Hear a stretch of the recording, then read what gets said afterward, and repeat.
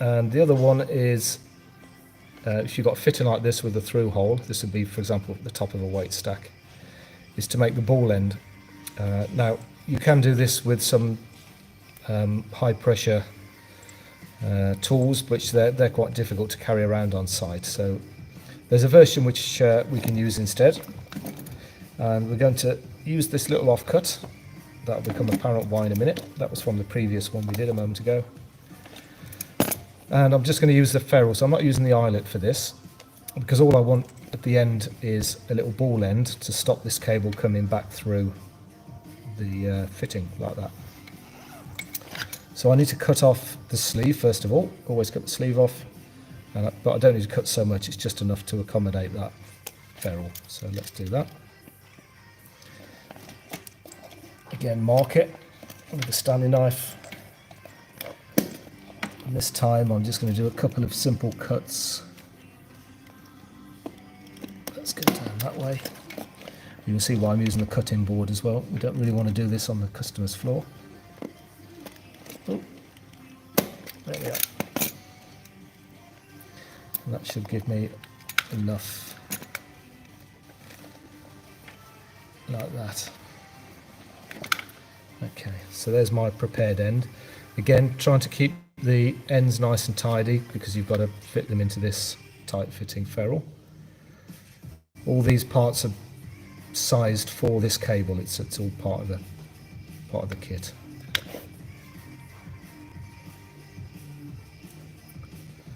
It's got a couple of strands there. There we are. That's in. That's all good.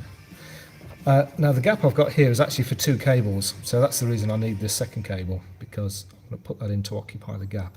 Otherwise I wouldn't have a good joint. And just like before, I'm going to leave that end dangling out for the moment, and I'm going to crimp it.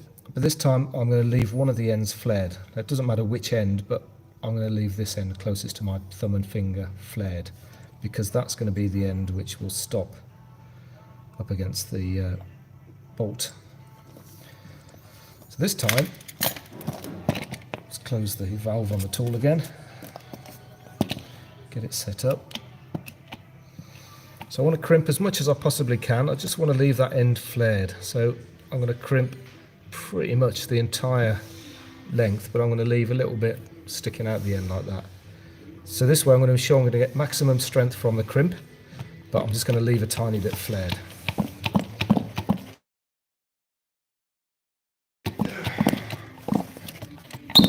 The valve goes pop, and then I can cut that end off like that, and that's my fitting. Fantastic. That's it. So I could again tidy up those little ends there. Because this is going to be hidden inside, you don't need to worry too much, but you do have to think about the next service engineer who might come along. So it's always a good idea to get rid of sharp edges. So tap those in. And also, that's not quite round. So if you look closely, the diameter of the flared end is probably just a little bit bigger than my bolt, which means I might have trouble actually getting that down inside the hole. So I'm just going to ever so slightly tap it in.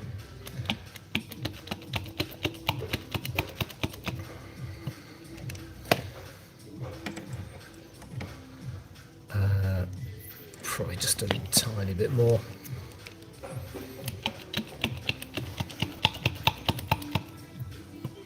There we are. That'll do. You can see like that, that's pretty much the right size now. Yeah. So I'm sure if I went to the machine now, we could push that in. That would go down, screw in the thread, lock up the locking nut, and then away you go. Lovely.